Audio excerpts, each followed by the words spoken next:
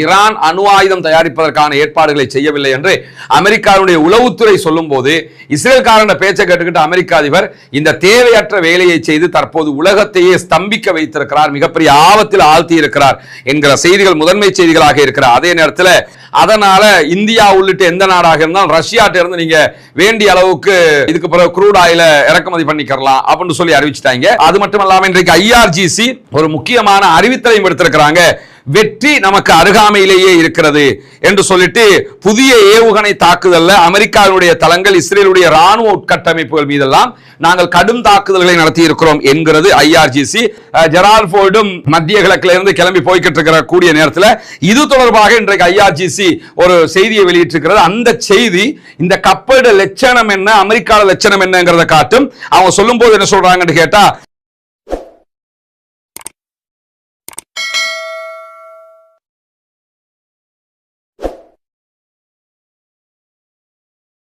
அன்றைக்கினிய சகோதர சகோதரிகளே, நம் அனைவர் மீதும் ஏக இறைவனுடைய அமைதியும் கருணையும் உண்டாகட்டுமாக என்கிற உயரிய பிரார்த்தனைகளோடு காசா மீதான இஸ்ரேலிய ஆக்கிரமிப்பு ராணுவத்தினுடைய தாக்குதல்கள் 2 ஆண்டுகளுக்கு மேலாக நடந்த நிலையில இன்றோடு 161வது நாளாகவும் அங்கே ஒரு யுத்த நிறுத்தம் தொடர்கிறது. ஆனால் அதையும் மீறி இஸ்ரேல் தொடர் தாக்குதல்களையும் நடத்தி வருகிறார். அதே நேரம் புனிதமிக்க மஸ்ஜிதுல் அக்ஸாவுக்குள் பெருநாள் தொழுகைகளை நடத்த முடியாது என்கிற தடைகளையும் இஸ்ரேல் விதித்திருக்கிற அநியாயகரமான காரியம் அடங்கிய செய்திகள் வெளியாகி இருக்கக்கூடிய இந்த சூழல்ல மஸ்ஜிதுல் அக்ஸாவுக்கு வெளிப்புறத்திலே பெருநாள் திடல் தொழுகைகள் நடத்தப்படும் என்று மஸ்ஜிதுல் அக்ஸாவினுடைய நிர்வாகம் இன்றைக்கு அறிவிப்பு விடுத்திருக்கிறது. இப்படியான சூழல்ல தான் இஸ்ரேலும் அமெரிக்காவும் சேர்ந்து ஈரானுக்கு எதிரான பலகட்ட தாக்குதல்களை நடத்தி வருகிறார். அதே நேரம் ஈரானும் இஸ்ரேலுக்கு அமெரிக்காவுக்கு எதிரான பலத்த பதிலடி தாக்குதல்களையும் கொடுத்து வருகிறது. அந்த அடிப்படையில் இன்றைக்கு வெளியாகி இருக்கக்கூடிய ஈரான் இஸ்ரேல் தொடர்பான வார் பற்றிய முக்கியமான செய்திகள்ல அமெரிக்காவினுடைய உளவுத்துறை ஒரு செய்தியை வெளியிட்டிருக்கிறது. அதாவது ஈரான் அணு ஆயுதம் தயாரிப்பதற்கான யுரேனியத்தை செறிவூட்டுகிறது என்பதில் எந்த உண்மையும் இல்லை என்பதுதான் அந்த செய்தியினுடைய மிக முக்கியமான சாராம்சமாக இருக்கிறது. ஆல்ரெடி ஈரான் இதை சொல்லிக்கிட்டே இருந்தாங்க, நாங்க யுரேனியத்தை செறிவூட்டல, அணு ஆயுதம் தயாரிக்கிற எண்ணம் எங்களுக்கு கிடையாது என்று சொல்லிக்கொண்டே இருந்தார்கள். ஆனால் இல்ல அவங்க அணு ஆயுதம் தயாரிக்க போறாங்க, அவங்களை இப்பவே நீங்க தாக்கி அழிக்கணும், அதுதான் உங்களுக்கு பாதுகாப்பு என்று சொல்லி டொனால்ட் ட்ரம்பை உசுப்பேத்தி விட்டாங்க இஸ்ரேல்காரங்கிற செய்திகள் இப்பொழுது அமெரிக்காவில் மிகப்பெரிய ஒரு அழுத்தகரமான செய்தியாக மாறி இருக்கிறது. அமெரிக்கர்கள் மத்தியிலேயே மிகப்பெரிய ஒரு பேசுபொருளாக மாறி அமெரிக்க அதிபர் டொனால்ட் ட்ரம்புக்கு எதிரான மனோநிலையை அது தோற்றுவித்துக் கொண்டே இருக்கிறது. என்னன்னா, இஸ்ரேல்காரன் சொன்னதுக்காக எந்த ஒரு தெளிவும் இல்லாம நீங்க போய் தாக்குதல் நடத்துவீங்களா, எங்க ஆக்களை கொண்டு போய் சாக போடுவீங்களா, எங்களுடைய ஆயுதங்களை எங்களுடைய பொருட்கள் எல்லாம் கொண்டு போய் அங்க அழிப்பீங்களா, ஒரு நாட்டை அழிக்கிறதுக்காக நம்ம சொத்துக்களை நம்ம இழக்கலாமா என்கிற பலத்த கேள்விகள் இதிலே உருவாக்கப்பட்டு வருகிறது. காரணம் என்னன்னு கேட்டா, மிக தெளிவாகவே பெஞ்சமின் நெத்தன்யாகு கொடுத்த கவுத்த தெளிவாக விழுங்கிட்டான் அமெரிக்க அதிபர் டொனால்ட் ட்ரம்ப் என்கிற செய்திகள் பரவலாக பேசப்படுகிற நிலை உருவாகி இருப்பது மட்டுமல்லாமல் அமெரிக்காவினுடைய தீவிரவாத தடுப்பு பிரிவினுடைய இயக்குனராக செயல்பட்டவரே ராஜினாமா செஞ்சிட்டார். செய்யும் போதே என்ன சொன்னாருன்னா, இஸ்ரேல்காரங்க சொன்ன பொய்களை அமெரிக்க அதிபர் நம்பிட்டாரு, அதனால வந்த விளைவுதான் இது, ஈரானுக்குள்ள அப்படி ஒண்ணுமே கிடையாது, இப்ப ஈரானோட முட்டி மோதி வாங்கி கட்டிக்கிட்டு இருக்கிறோம் என்று சொல்லி இருந்தார். அதே நிலை இப்பொழுது தொடருவதை நீங்கள் பார்க்க முடியும். எனவே ஈரான் அணு ஆயுதம் தயாரிப்பதற்கான ஏற்பாடுகளை செய்யவில்லை என்று அமெரிக்காவுடைய உளவுத்துறை சொல்லும் போது இஸ்ரேல்காரன பேச்சை கேட்டுக்கிட்டு அமெரிக்க அதிபர் இந்த தேவையற்ற வேலையை செய்து தற்போது உலகத்தையே ஸ்தம்பிக்க வைத்திருக்கிறார், மிகப்பெரிய ஆபத்தில் ஆழ்த்தி இருக்கிறார் என்கிற செய்திகள் முதன்மை செய்திகளாக இருக்கிறார். அதே நேரத்தில் இஸ்ரேல் மற்றும் அமெரிக்காவுடனான யுத்தம் நடைபெற்றுக் கொண்டிருந்தாலும் ஈரானுடைய பாலிஸ்டிக் மிசைல் தயாரிக்கிற எந்த ஒரு பணிகளும் இடைநிறுத்தப்படவில்லை என்று ஈரான் இன்றைக்கு அறிவித்திருக்கிறது. ஈரானுடைய புரட்சிகர காவலர் பிரிவு IRGC வெளியிட்டிருக்கக்கூடிய அறிவிப்புல என்ன சொல்றாங்கன்னு கேட்டா, எந்த விதமான தடங்கல்களும் இல்லாமல் எங்களுடைய தயாரிப்புகள், எங்களுடைய ஏவுகணை தயாரிப்புகள் நடைபெற்றே வருகிறது. எங்களுக்கு ஆல்ரெடி யுத்தம் பண்ணுவதற்கு தேவையான ஏவுகணைகள் கைவசம் இருந்தாலும் தொடர்ந்து நாங்கள் அதை தயாரித்துக் கொண்டே இருக்கிறோம் என்கிற செய்திகளை சொல்லி இருக்கிறார். இதே நேரத்தில் இஸ்ரேலுடைய பிரதமர் பெஞ்சமின் நெத்தன்யாகு நேற்று நடத்திய ஒரு ஊடக சந்திப்பில் என்ன சொல்லி இருந்தார்னா, நாங்க ஈரானுக்குள்ள அவங்களுடைய பாலிஸ்டிக் மிசைல் தயாரிக்கக்கூடிய தொழில்நுட்பங்கள் எல்லாத்தையுமே அழிச்சிட்டோம், அதே மாதிரி ஈரான் இனிமே யுரேனியத்தை செறிவூட்ட முடியாது, அதெல்லாம் நாங்க அழிச்சிட்டோம் அப்படின்னு சொல்லி இருந்தாரு. அவர் சொன்னதுக்கு பிறகுதான் ஈரான் இந்த அறிவித்தலை கொடுத்திருக்கிறது. அந்த இஸ்ரேல்காரங்களை மாறாக்குறதுக்காக என்ன செய்யறான்னு கேட்டா, நான் காசாவை மொத்தமாக எல்லாத்தையும் முடிச்சிட்டோம், காசாவில் ஒரு பாலஸ்தீன விடுதலை அமைப்பு கூட கிடையாதுன்னு பேசிக்கிட்டு இருந்தாரு. இப்ப என்னடான்னு கேட்டா, ஈரான்ல எல்லாத்தையுமே காலி பண்ணிட்டோம் அப்படின்னு ஏன்னா அந்த அளவுக்கு எலெக்ஷன் வைக்கணும். எலெக்ஷன் வைக்கிறதா இருந்தா காசாவுல தோத்துட்டோம், அதை கொண்டு போய் வென்று விட்டோம் என்று சொல்லி எலெக்ஷன் வைக்க முடியல. அதனாலதான் இப்ப ஈரான் வாருக்குள்ள போனது. ஈரானுடைய வாராலையும் அவர்களால் அந்த நிலைக்கு போக முடியாது. பெஞ்சமின் நெத்தன்யாகுவுடைய எதிர்காலம் சூனியமாய் போய்விடும் என்பது மட்டும் நிச்சயமாக தெரியக்கூடிய ஒரு சூழல்ல ஈரான்ல தாங்கள் நடத்தி வரக்கூடிய யுத்தத்தினால் எரிசக்தி சந்தைகளில் ஏற்படக்கூடிய பாதிப்புகளை கட்டுப்படுத்த அமெரிக்கா போராடி வருகிறது என்பது உலகத்துக்கே தெரியும். ஏன்னா எல்என்ஜி பெரிய தட்டுப்பாடு ஆகிடுச்சு, பெட்ரோல் தட்டுப்பாடு ஆகிடுச்சு, டீசல் தட்டுப்பாடு ஆகிடுச்சு. எந்த ஒரு கம்பெனிஸையும் அடுத்து இயக்க முடியுமா என்கிற சந்தேகம் இருக்கிறது. உலக நாடுகள் முழுவதும் பெட்ரோலியத்திற்கு மிகப்பெரிய தேவைப்பாடு ஏற்பட்டிருக்கிறது. ஏன்னா ஹொர்முஸை மூடி வச்சிருக்கிறாங்க ஈரான். அந்த ஹொர்முஸ் வழியாக எந்த கப்பல்களும் பயணிக்க முடியவில்லை. இன்றைய நாள் இன்னைக்கு வந்திருக்கக்கூடிய செய்தி பிரகாரம் ஹொர்முஸ்ல இருந்து எந்த கப்பலுமே போகல. 3000க்கும் மேற்பட்ட கப்பல்கள் தரித்து நிற்கிறது. அதற்குள் இருக்கக்கூடிய மாலுமிகள் தவித்துக் கொண்டிருக்கிறார்கள் என்கிற செய்திகள் எல்லாம் வெளியாகி கொண்டிருக்கக்கூடிய சூழல்ல உலகம் முழுவதும் பெட்ரோலிய தேவை ஏற்படும் போது இப்ப என்ன பண்றது என்னும்போது, நாங்க யாராவது ரஷ்யாட்ட இருந்து பெட்ரோல் எண்ணெய்களை பெற்றுக்கொண்டீங்கன்னு சொன்னா உங்க மேலெல்லாம் நாங்க டாரிஃப் போடுவோம்னு இந்தியா மேலேயே பெரிய அளவுக்கு வரிகளை விதித்தார் அமெரிக்க அதிபர் டொனால்ட் ட்ரம்ப். நீங்க அதாவது ரஷ்யாட்ட இருந்து பெட்ரோல் எடுக்கக்கூடாது, எண்ணெய்களை எடுக்கக்கூடாது என்பதுதான் அவருடைய கச்சா எண்ணெய் எடுக்கக்கூடாது என்பது அவர்களுடைய தடை. இப்படி ரஷ்யா மேல தடை, ரஷ்யாட்ட இருந்து யாரும் கச்சா எண்ணெய் வாங்கக்கூடாது தடுத்தவர்கள் இந்த யுத்தத்துல மாட்டிக்கிட்டு இருக்கிற மாட்டு இருக்குதுல்ல, தாங்க முடியாத ஒரு ஆப்பை தாங்களே எடுத்து சொல்லி கொண்டிருக்கிறாங்க. அதனால இந்தியா உள்ளிட்ட எந்த நாடாக இருந்தாலும் ரஷ்யாட்ட இருந்து நீங்க வேண்டிய அளவுக்கு இதுக்கு பிறகு க்ரூட் ஆயில இறக்குமதி பண்ணிக்கலாம் அப்படின்னு சொல்லி அறிவிச்சிட்டாங்க. இப்ப என்ன ஆலோசனை பண்ணிக்கிட்டு இருக்கிறாங்கன்னு கேட்டா, ஈரானுக்கு ஆல்ரெடி ஈரான்ட்ட யாருமே பெட்ரோல் வாங்கக்கூடாது, க்ரூட் ஆயில் வாங்கக்கூடாது என்கிற தடை இருக்கிறது. அந்த தடையை நீக்குவதற்கு, பகுதி அளவு நீக்குவதற்கு அமெரிக்கா திட்டமிடுகிறது. இப்ப என்ன யோசனைன்னா, அமெரிக்க அதிபரும் அமெரிக்காக்காரங்களும் லூசுகளா அல்லது அவங்கள பார்த்துக்கிட்டு இருக்கிற மற்றவங்க லூசுகளாங்கிற கேள்வி வருதா இல்லையா? ஏன்னா நீ ஒரு நாட்டை அழிச்சுக்கிட்டு இருக்கிற, அந்த நாட்டை அழிச்சுதான் தீர்வுன்னு சொல்ற, அழிக்கிற நாட்டில இருந்து எல்லாரும் பெட்ரோல் வாங்கிக்கொண்டு வேற சொல்ற. அந்த நாட்டு மேல இத்தனை ஆண்டு கால பொருளாதார தடை எதுக்கு விதிக்கப்பட்டுச்சு ஈரான் மேல?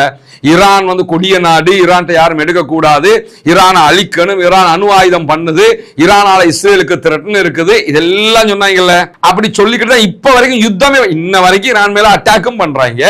பண்ணிக்கிட்டு நாங்க உங்களுக்கு அடிப்போம், ஆனா பெட்ரோலும் வித்துக்கிறீங்க, நாங்க அவங்களுக்கு அடிப்போம், நீங்க பெட்ரோலையும் வாங்கிக்கிறீங்க என்று சொல்லி இந்த மாதிரி ஒரு நிலைக்கு அமெரிக்கா வந்திருக்கு. இதெல்லாம் என்ன காட்டுது? அமெரிக்காவுடைய இந்த யுத்தத்துல என்ன லட்சணத்துல இருக்காங்கன்னு காட்டுதா இல்லையா? அமெரிக்கா என்றால் அத்தனை நாடுகளும் அஞ்சுகிற விதமாக இருந்தது. இப்பொழுது அத்தனை நாடுகளும் கீழே விழுந்து தூங்குகிற நிலையாக மாறி இருக்கு. இதுக்கு இடையில இந்த ரணகளத்துக்குள்ள கிளுகிழுப்பும் வாங்கல, அது மாதிரி இன்னைக்கு மோடிஜியுடைய போட்டோவை போட்டு நம்ம பக்கத்து நாடு இருக்குல்ல அந்த போட்டோவை போட்டு என்னன்னு கேட்டா, இந்தியா அடக்கியது ஈரானை அப்படின்னு சொல்லி போஸ்டர் பரப்பிக்கிட்டு இருக்கிறாங்க. அது என்னையா, இந்தியாவுக்கு பெட்ரோல் தர முடியாது அப்படின்னு சொல்லி ஈரான் சொல்லிச்சான். நீங்க எங்களுக்கு க்ரூட் ஆயில் தரலன்னா ஹொர்முஸ் வழியாக எங்க கப்பலை வரவிடலன்னு சொன்னா தொலைச்சிருவோம் பாத்துக்க. அதாவது இந்தியாவினுடைய கடற்படை ராணுவம் எல்லாத்தையும் போடுவோம், போட்டு 2 உங்களோட பார்ப்போம் அப்படின்னு சொல்லி மோடிஜி சொன்னார்னு சொல்லி சில தமிழக ஊடகங்கள் இந்த செய்தியை வெளியிட்டு இருக்கிறத நீங்க பார்க்க முடியும். பார்க்கும்போது இவங்களை நினைச்சு சிரிக்க முடியாது, உட்கார்ந்து அழனு. ஏண்டா என்ன நேரத்துல என்ன மாதிரி காமெடி பண்ணிக்கிட்டு இருக்கிறீங்க நீங்க? அவ்வளவு கோபம் இருக்கிற மாதிரி காமெடி பண்ணக்கூடிய ஒரே ஆக்கள் இந்த மோடிஜியுடைய ஆக்கள் தான். என்னன்னா, அமெரிக்காக்காரனே அங்க தாக்கு பிடிக்க முடியாம துண்டக்கானம் துடியக்கானம் ஓடிக்கிட்டு இருக்கிறான். ஜெரால்டு ஹோடு ஓடிடுச்சு, யுஎஸ்எஸ் ஆப்ரஹாம் லிங்கன் திரும்பி போயிடுச்சு. இந்த யுத்தத்தை எப்படிடா நிறுத்துறதுன்னு சொல்லி தவிச்சுக்கிட்டு இருக்கிறார் டொனால்ட் ட்ரம்ப். அதுக்குள்ள இவர் அங்க கிழிச்சிருவாராம். ஒருத்தனுக்கு எந்திரிச்சு நிக்கவே துப்பில்லையாம்னு சொல்லுவாங்கல்ல, அந்த மாதிரி கதையாக அவருடைய செயல்பாடுகள் இருப்பதை நம்ம பார்க்க முடியும். அந்த மாதிரி இடையில ஒரு செய்தியும் இன்றைக்கு வந்திருக்கக்கூடிய சூழல்ல, அமெரிக்கா ஈரான்ட்ட இருந்தே பெட்ரோல்களை பெற்றுக்கொள்ளுங்க, ஈரான் மீதான தடைகளை நாங்க நீக்கிறதுக்கு தயாராகிறோம் என்கிற நிலைக்கு வந்திருக்கிறார்கள். இது அமெரிக்காவுக்கு பட்டு கேவலம் இந்த யுத்தத்தில் என்கிறதையும் புரிஞ்சுக்கிறீங்க. அதை தாண்டி தெற்கு இஸ்ரேலில் இருக்கக்கூடிய திமோனா, நெகோ பாலைவனத்தில் இருக்கக்கூடிய இஸ்ரேலுடைய பகுதிகள், இந்த பகுதிகளில் எல்லாம் இன்றைக்கு 64வது அலை தாக்குதல்களை ஈரான் இன்றைக்கு வெள்ளிக்கிழமை கிட்டத்தட்ட 6வது தடவை இஸ்ரேலை நோக்கியும் மற்ற பகுதிகள் மேலேயும் ஈரான் இன்றைக்கு தாக்குதல்களை நடத்தி கொண்டிருக்கிறது. பொதுவாக ஒரு நாளைக்கு ஒரு அலை அல்லது 2 அலை தாக்குதல் நடத்துவாங்க. இன்னைக்கு 64வது அலை தாக்குதலில் 6ஆம் கட்ட தாக்குதல்கள் இஸ்ரேலை நோக்கி நடத்தப்படுகிறது. வெள்ளிக்கிழமை காலை முதல் நடத்தப்படுகிற இந்த தாக்குதல்கள்ல கடுமையான சைரன் சத்தங்கள் எல்லாம் பல இடங்களில் கேட்டுக்கொண்டிருக்கிறது என்று ஹீப்ரு ஊடகங்கள் சொல்லுகிறார். அதே நேரம் நேற்று ஹைஃபா போர்ட்ட தீ வச்சு எரிச்சுக்கிட்டு இருந்தாங்க. அவ்வளவு ஏவுகணை தாக்குதல் ஹைஃபா மேல. அந்த வீடியோக்கள் எல்லாம் நேற்று முதல் வெளியாகி கொண்டிருக்கக்கூடிய சூழல் தான் இன்றைக்கு மீண்டும் இஸ்ரேலை நோக்கி ஏவுகணை தாக்குதல்களை நடத்தி இருக்கிறது. அது மட்டுமல்லாமல் இன்றைக்கு IRGC ஒரு முக்கியமான அறிவித்தலையும் எடுத்திருக்கிறாங்க.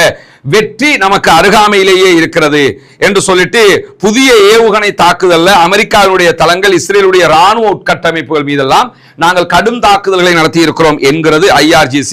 ஆபரேஷன் ட்ரூ பிராமிஸ் 4 வெற்றிகரமாக நடைபெற்று வருகிறது என்று சொல்லக்கூடிய ஈரான் ரமலான் மாதத்தினுடைய இறுதி நாட்கள்ல கடுமையான தாக்குதல்களை இஸ்ரேல் மேலேயும் அமெரிக்கா மேலேயும் நடத்தி இருக்கிறோம் என்று சொல்றாங்க. ஆளில்லா விமானங்கள், வான் வழி கட்டளை மையங்கள், அதே போன்று விமானங்களை பராமரிக்கிற பராமரிப்பு வசதிகள், அமெரிக்கா தலைமையிலான கூட்டணியுடைய செயல்பாட்டு மையம் என்று சொல்லி இதையெல்லாம் கொண்டிருந்த அலி அல் ஷலோம் என்கிற தளத்தின் மீது மிக உச்சமான தாக்குதல்கள் நடத்தப்பட்டிருக்கிறது. அதே போன்று அமெரிக்காவுடைய முக்கியமான பல நிலைகள் மீதும் இன்றைக்கு IRGC தாக்குதல்கள் நடத்தியிருக்கிறார். அதே நேரம் அல் வஃபா தளத்தில் இருக்கக்கூடிய ரேடார் அமைப்புகள் மேலேயும் தாக்குதல்களை நடத்தி இருக்கிறது IRGC. ஏவுகணை தடுப்பு ரேடார் சிஸ்டங்கள் மீதும் அங்கு தாக்குதல்கள் நடத்தப்பட்டிருக்கிறது. அதே நேரம் இஸ்ரேலில் இருக்கக்கூடிய பகுதிகள் முழுவதும், இஸ்ரேலுடைய ரேடார் இருக்கக்கூடிய பகுதிகள், செயற்கைக்கோள்கள் இயங்கக்கூடிய பகுதிகள், ஏவுகணை பாதுகாப்பு மையங்கள் மீதெல்லாம் தாக்குதல்கள் நடத்தி இருக்கிறது என்று சொல்லிட்டு நாங்கள் யுத்தத்திற்கு செல்வது ஒரு தோல்வியே கிடையாது, இறைவன் எங்களுக்கான தோல்வியினுடைய பாதையை மூடியிருக்கிறான், இறைவனுடைய அருளால் வெற்றியும் எங்களுக்கு அருகில் தான் இருக்கிறது என்கிறது IRGC-யினுடைய அறிவிப்பு.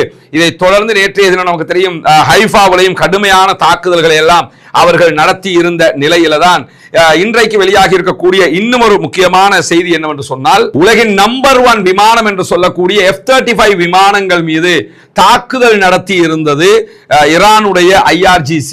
இதுதான் F-35 விமானம். கண்ணுக்கு தெரியாமல் ஒளிந்து ஓடுகிற விமானம் என்று அதற்கு பெயர். இந்த விமானம் நேற்று தாக்கப்படுகிற காட்சி தான் இது. நேற்றும் நம்ம காட்டியிருந்தோம். இந்த விமானத்தை கரெக்டா குறிபார்த்து அடிச்சிருந்தாங்க ஈரானுடைய IRGC. இந்த விமானங்கள் தான் அந்த விமானம். அந்த விமானம் நேற்று தாக்கப்பட்டது மிகப்பெரிய இழப்பாக சர்வதேச அளவில் பார்க்கப்படுகிறது. காரணம் என்னன்னு கேட்டா, இன்றைக்கு ஈரானுடைய பாராளுமன்ற சபாநாயகர் முகமது கலீபா வெளியிட்டிருக்கக்கூடிய அறிவிப்பு மிக துல்லியமாகவும் சூப்பராகவும் இருக்கிறது. அதில் அவர் என்ன சொல்றாருன்னு கேட்டா, அமெரிக்காவுடைய F-35 விமானங்கள் நேற்று சுட்டு வீழ்த்தப்பட்டது என்பது புதிய உலகத்தினுடைய புதிய ஒழுங்கு விதியையே காட்டுகிறது. அதுக்கான காரணம் என்னென்று அவர் சொல்லும் போது மேலதிகமாக என்ன சொல்றாருன்னு கேட்டா, அமெரிக்காவினுடைய ஆணவத்தின் சின்னமாகத்தான் இந்த விமானங்கள் இருந்தது. எங்ககிட்ட F-35 இருக்குது, அடிச்சு நொறுக்கிடுவோம் பாத்துக்க அப்படின்னு சொல்லி உலகத்தை அவன் ஆட்டிக்கிட்டு இருந்தது இந்த F-35 வச்சுதான். அமெரிக்காவுடைய ஆணவத்தின் சின்னமாக இது இருந்தது. மேற்கத்திய நாடுகள் தலைமையிலான உலக ஒழுங்கின் சரிவை இது காட்டுகிறது. இதை வச்சுக்கிட்டு தான் உலகத்தையே இவங்க ஆட்டிக்கிட்டு இருந்தாங்க. அதை நாங்க சுட்டு வீழ்த்தி இருக்கிறோம். எனவே உலகத்தில் இனி அவங்க ஆணவத்தோடு ஆட முடியாது என்று சொல்லக்கூடிய சபாநாயகர், ஈரானுடைய பாராளுமன்ற சபாநாயகர் அவர்கள், F-35 என்பது ஒரு போர் விமானம் மட்டுமல்ல, அமெரிக்க ராணுவத்தின் வெல்ல முடியாத தன்மைக்கும் ஆணவத்திற்கும் ஒரு எடுத்துக்காட்டாக இருந்தது. எங்களை எல்லாம் ஜெயிக்க முடியாது, ஏன் தெரியுமா எங்கள்கிட்ட F-35 இருக்குது அப்படின்னு சொல்லிக்கிட்டு இருந்தாங்க. எந்த கண்ணுக்கும் புலப்படாதது இது வானத்துல உயரத்துக்கு போயிடுச்சுன்னு சொன்னா கண்ணுக்கு புலப்படாத அளவுக்கு மறையக்கூடிய தன்மை கொண்டது. அந்த அளவுக்கு டெக்னாலஜிக்கலா தயாரிச்சு வச்சிருந்தாங்க. எல்லா சக்திகளையும் விட மேலான சக்தி எங்களிடம் தான் இருக்கிறது அப்படின்னு சொல்லி இந்த F-35 வச்சுக்கிட்டு மாறுதட்டிக்கிட்டு தெரிஞ்சாங்க. ஆனால் எல்லாவற்றுக்கும் மேலாக அல்லாஹ்வினுடைய சக்தி இருக்கிறது என்பதை அவர்கள் புரியவில்லை என்று சொல்லக்கூடிய கலீபா அவர்கள் குர்ஆனுடைய வசனத்தை மேற்கோள் காட்டியிருப்பது மட்டுமல்லாமல் அமெரிக்காவினுடைய இந்த F-35 தொடர்பான தொழில்நுட்பம் தொடர்பான கட்டுக்கதைகள் எல்லாம் தகர்த்தெறியப்பட்டு விட்டது என்று சொல்லி இருக்கிறார். தொடர்ந்து அவர் அதை பற்றி பேசும்போது என்ன சொல்றான்னு கேட்டா, இந்த அமெரிக்காவுடைய ஆணவத்தின் சின்னம் உலகத்தின் முதல் தடவையாக சுட்டு வீழ்த்தப்பட்டிருக்கிறது என்று அந்த இடத்திலையும் ஒரு குர்ஆன் வசனத்தை கோட் பண்ணி நபிகள் நாயகம் ஸல்லல்லாஹு அலைஹி வஸல்லம் அவர்களுக்கு அல்லாஹ் தஆலா சொல்லக்கூடிய போர்க்களத்தில் ரசூலுல்லாஹ் மண்ணை எடுத்து சிறிய கற்களோடு சேர்த்து வீசும் போது அதை எரியும் போது நீங்க எரியல, அல்லாஹுவே எறிந்தான் என்கிற வசனம் திருமறை குர்ஆனில் வரும். அந்த வசனம், அதாவது 8வது அத்தியாயம் 17வது வசனத்தை எடுத்துக்காட்டி அவர் இந்த செய்திகளை எழுதியிருக்கிறாரு. ஒரு முழுமையான உலகத்தின் சக்தி வீழ்த்தப்பட்ட தருணமாக இது இருக்கிறது என்பதுதான் அவருடைய கருத்து. குறிப்பாக இந்த ஒரு விமானம் மட்டுமே 100 மில்லியன் அமெரிக்க டாலர்கள், கிட்டத்தட்ட 10 கோடி அமெரிக்க டாலர், ஸ்ரீலங்கா பணம் கிடையாது, 10 கோடி அமெரிக்க டாலர். ஒரு டாலர் ஸ்ரீலங்கால 300 ரூபாய் போகுது. 10 கோடியை 300 மடங்குல பெருக்கி பாருங்க எவ்வளவு வரும். அவ்வளவு பெருமதியான ஒரு விமானம், உலகத்திலே நம்பர் 1 விமானத்தை சுட்டு வீழ்த்தி இருக்கிறார்கள். அதை தாண்டி IRGC இன்னைக்கு ஒரு அறிவிப்பு விடுத்திருக்கிறாங்க. படிக்கும் போதே சிரிப்பு வந்தது. இப்ப நீங்க பார்க்கும்போது உங்களுக்கும் சிரிப்பு வரும். காரணம் என்னன்னு கேட்டா, இன்னைக்கு IRGC வெளியிட்டிருக்கக்கூடிய அறிவிப்பு இந்த கப்பலை பற்றியது. இது USS ஆபிரகாம் லிங்கன் கிடையாது, ஜெரால்ட் ஃபோர்ட் கப்பல். இது USS ஆபிரகாம் லிங்கனுக்கு நிகரான அதை விட பெரிய கப்பல் இதை சொல்லுவாங்க. ஆல்ரெடி USS ஆபிரகாம் லிங்கன் இங்க இருந்து கிளம்பிட்டாங்க. போயிட்டு வரோமாப்பா, எங்களால் அவங்கள தாக்கு பிடிக்க முடியல, நாங்க போயிட்டு வர்றோம்னு சொல்லி கிளம்பிட்டாங்க. இப்ப அவனுடைய சகோதரரும் கிளம்பிட்டாரு. ஜெரால்ட் ஃபோர்டும் மத்திய கிழக்குல இருந்து கிளம்பி போய்கிட்டு இருக்கிற கூடிய நேரத்தில் இது தொடர்பாக இன்றைக்கு IRGC ஒரு செய்தியை வெளியிட்டிருக்கிறது. அந்த செய்தி இந்த கப்பலோட லட்சணம் என்ன, அமெரிக்காவோட லட்சணம் என்னங்கிறத காட்டும். அவங்க சொல்லும் போது என்ன சொல்றாங்கன்னு கேட்டா, அமெரிக்க விமானம் தாங்கி கப்பலுடைய திடீர் பின்வாங்கலும் அதுல இருக்கக்கூடியவங்களுடைய நிலையும் பார்க்கும்போது அமெரிக்க ராணுவம் சோர்வடைந்திருக்கிறது, அவர்களுக்கு எந்த ஒரு ஆதரவும் இல்லை என்பது தெரிகிறது. ஆணவமிக்க சக்திகளுடைய பொருள் பலத்தினுடைய வெறுமையை இது நிரூபித்திருக்கிறது. உலகத்தில் இந்த கப்பல், அந்த அதாவது F-35 விமானங்கள் இதெல்லாம் வச்சுக்கிட்டு தான் ஆணவம் காட்டிக்கிட்டு இருந்தாங்க. இப்ப ஆணவத்தை கீழே போட்டு மிதிச்சு இருக்கிறோம் அப்படின்னு சொல்லக்கூடிய IRGC மேலதிகமாக என்ன சொல்றாங்கன்னு கேட்டா, இந்த கப்பலுடைய வருகைக்கும் வரும்போது இந்த கப்பலை பத்தி என்ன எல்லாம் சொன்னீங்க, இப்ப போகும்போது ஏன் வெஸ்ட் மீடியாக்கள் பேச மாட்டேங்கிறீங்க அப்படின்னு சொல்லி அவங்க கிண்டல் அடிக்கிறாங்க. வரும்போது பெரிய ஆரவாரத்தோட USS ஜெரால்ட் ஃபோர்ட் வருகிறது, USS ஆபிரகாம் லிங்கன் வருகிறது, ஈரான் காலி, ஈரானை இதோட முடிச்சிருவாங்க, இப்படி அப்படின்னு சொல்லி என்னமா பேச்சு பேசுனீங்களா? ஆனா இப்ப போகும்போது அது திரும்பி செல்கிறது. வரும்போது எப்படின்னா வருகிறது வருகிறது அடிச்சு நொறுக்கிறோம், போகும்போது திரும்பி செல்கிறது. ஏன் திரும்பி செல்கிறதா? சலவை இயந்திரத்தில் ஏற்பட்ட கோளாறு காரணமாக அதன் மீது ஏற்பட்ட தாக்கத்தினால வந்த தீ, ஒரு ஏவுகணை தாக்குதல் ஏற்பட்டுச்சா, அதுல சின்ன ஒரு இடத்துல நெருப்பு பிடிச்சா, அதனால சலவை இயந்திரத்தில் ஏற்பட்ட தீ காரணமாக அது திரும்பி செல்கிறது. ஒரு ஏவுகணை பட்டு முடிய திரும்பி போற லட்சணத்துல இருக்கிறீங்களா? அதுதான் உண்மையா? அப்ப அது உண்மை இல்லை. வாங்கி கட்டிட்டு இனிமே இயங்க முடியல, இனிமே இதை பயன்படுத்த முடியலன்னும் போது திரும்பி போறாங்கிற செய்திகள் வெளியாகி இருக்கிறது. போறதை பத்தி அவங்க சொல்லும் போதுதான் சொல்றாங்க, வரும்போது எப்படி வந்தீங்க, போகும்போது அமைதியாக உங்களை ஆணவம் எல்லாம் கீழே விழுத்தாட்டப்பட்டு போய்கிட்டு இருக்கிறீங்க. அமெரிக்காவும் ஜியோனிஸ்டுகளும் இஸ்ரேல் காரணம் இதை நம்பித்தான் நீங்க வந்தீங்க, அது இன்றைக்கு உங்களுக்கு இல்லாத ஒரு நிலையாக மாறி இருக்கிறதுன்னு சொல்லிட்டு கப்பல்ல நீங்க திரும்பி போகும்போது கப்பல்ல இருக்கக்கூடிய சலவை இயந்திரத்தில் யுத்தத்துக்கு சம்பந்தமே இல்லாத சலவை இயந்திரத்தில் ஏற்பட்ட கோளாறுனால அதுல ஏற்பட்ட தீயினால திரும்பி போறோம்ங்கிறீங்க. அதுல எல்லாம் தீ ஏற்பட்ட திரும்பி போகணுமா? நின்று எவ்வளவு பெரிய யுத்தத்துல நம்ம நிக்கிறோம், நீங்க நின்று சண்டை பிடிக்க வேணாமா? அப்படின்னா நீங்க அதுல ஏற்பட்ட கோளாறுல போகல, முழு கப்பல்லையும் கோளாறு. உங்களுக்கு அதை வச்சு இனிமே யுத்தம் பண்ண முடியாது. நீங்க நினைச்சுக்கிட்டு இருந்த இரும்பு குவிமாடம் கீழே விழுந்து விட்டது அப்படின்னு சொல்லக்கூடிய IRGC மேலதிகமாக என்ன சொல்றாங்கன்னு கேட்டா, இந்த பின்வாங்குதலை கேவலமாக பின்வாங்கிட்டு இது ஒரு சாதாரண விஷயமாக சித்தரிக்க பாக்குறீங்க. சாதாரண விஷயம் இல்லை, நீங்க யுத்தத்துக்கு வந்த வரத்துக்கு எங்களை அழிச்சிட்டு போயிருக்கணும், எங்களை உங்களால அழிக்க முடியாம போயிடுச்சுன்னு சொல்லிட்டு கூடுதலாக கேலி பண்றாங்க. IRGC என்ன சொல்றாங்கன்னு கேட்டா, ஒரு நெருக்கடியை எதிர்கொண்டிருக்கக்கூடிய இந்த நேரத்தில் நீங்க பின்வாங்குறது உங்களுக்கு மிகப்பெரிய வெக்கமான ஒரு காரியம். போர்க்களத்தை விட்டு வெளியேற்றப்படுவதற்கு நிர்பந்திக்கப்பட்டிருக்கிறீங்க. இந்த மாதிரியான நேரத்தில் நீங்க என்ன பெரிய பிரம்மாண்டமான ராணுவம்னு கேட்கறாங்க. ஒரு மிக முக்கியமான யுத்தம் நடக்க உங்கள்கிட்ட இருக்கிற ஆகப்பெரிய ஆயுதங்கள் 2 USS Abraham Lincoln, USS Gerald Ford, இந்த ரெண்டையுமே நீங்க ரிட்டர்ன் எடுத்துட்டு போறீங்கன்னு சொல்லி சொன்னா அப்ப என்னடா யுத்தம் பண்றீங்க அப்படின்னு சொல்லி செருப்பு காட்டி அடிச்ச மாதிரி கேட்கறது மட்டுமல்லாம, இது மட்டுமா அவங்க பிரச்சனைன்னு சொல்லிட்டு ஏற்கனவே ஒரு பிரச்சனை வந்துச்சு. என்னன்னா டாய்லெட் போறதுக்கு வசதி இல்லையாமே, இருந்த டாய்லெட் எல்லாம் நிறைஞ்சு தடுமாறியலாமே, அப்படிலாம் நாங்க செய்தி வந்துச்சு அப்படின்னு சொல்லி கிண்டலுக்கு மேல் கிண்டல் அடிக்கிறாங்க. இந்த கப்பல்கள்ல இவ்வளவு பிரம்மாண்டம்ங்கிறாங்க, 5000 போர்சஸ் இருக்கிறாங்க, நடமாடும் நகரம் அதான் இதாண்டு எல்லாம் இருந்தாங்க, அதுல டாய்லெட் போறதுக்கு வசதி இல்லையாமடா, அப்ப என்னடா உங்க கப்பல் என்று சொல்லி இன்றைக்கு மிக கேவலமாக IRGC இதை சொல்லியிருப்பது மட்டுமல்லாமல், விமானம் தாங்கி கப்பல் திரும்பி செல்லக்கூடிய வழியில கூட நீங்க யமன்ல இருக்கிற பாபல் மந்தபால போயிடக்கூடாதுன்னு சுத்தி போனீங்க பாருங்க, அது ரொம்ப சூப்பரா இருந்துச்சு அப்படின்னு சொல்லி கிண்டல் அடிச்சிருக்காங்க. ஏன்னா பாபல் மந்தபால போனா அதுக்கு அடி விழும். அங்க இருக்கிறான் ஹவுதீஸ் இருக்கிறாங்க, ஹவுதீஸுக்கு பயந்து பாபல் மந்தபால போகாம வேறு வழிகளால் சுத்தி கொண்டுதான் போனார்கள் என்கிற செய்திகளும் இன்றைக்கு வெளியாகி இருக்கிறது. அவங்க அதை சொல்லும் போது சொல்றாங்க, இது கிட்டத்தட்ட 13 பில்லியன் அமெரிக்க டாலர்கள் கொடுத்து செலவழிச்சு செஞ்ச ஒரு விமானம் தாங்கி கப்பல். அந்த கப்பலால யுத்தத்துல தாக்கு பிடிக்க முடியாமல் தற்போது பின்வாங்கி இருக்கிறது. ஆல்ரெடி USS ஆபிரகாம் லிங்கனும் பின்வாங்கி இருக்கிறது. எனவே இந்த யுத்தத்துல ஈரான் எவ்வளவு வலிமையோட நின்று சண்டை பிடிக்கிறாங்கிறது உலகத்துக்கே காட்டிக்கிட்டு இருக்கிறாங்க. IRGC மேலதிகமாக இன்னொரு செய்தியை சொல்றாங்க என்னன்னு கேட்டா, நீங்க ஈரானுடைய கடற்படையை அழித்து விட்டேன், 36 கப்பல்கள் காலி, 40 கப்பல்கள் காலி என்னெல்லாம் பீத்திக்கிட்டு தெரிஞ்சீங்களே, உங்க இந்த ஒரு கப்பலை உங்களால காப்பாற்ற முடியாம போயிடுச்சேங்கிறாங்க. எங்களை பத்தி பொய்க்கு மேல் பொய் சொன்னீங்க. ஈரானுடைய கடற்படையை அழிச்சிட்டோம்னு அமெரிக்க அதிபர் சொன்னாரு. கடற்படையை அழிச்சிருந்தா நீங்க இதுக்கு பின்னாடி போறீங்க அப்படின்னு சொல்லி இன்றைக்கு எல்லாத்தையுமே திரும்ப தோண்டி எடுத்து கேட்டது மட்டுமல்லாம, அமெரிக்க இஸ்ரேலிய ஆக்கிரமிப்புக்கு ஆதரவளிப்பது என்பது உங்கள் மீதும் எங்களுடைய தாக்குதலை தூண்டும் என்று இன்றைக்கு பிரித்தானியாவுடைய வெளிவிவகார அமைச்சரிடத்தில் தெளிவாக சொல்லி இருக்கிறார் ஈரானுடைய ஃபாரின் மினிஸ்டர் அப்பாஸ் ஆராக்சி.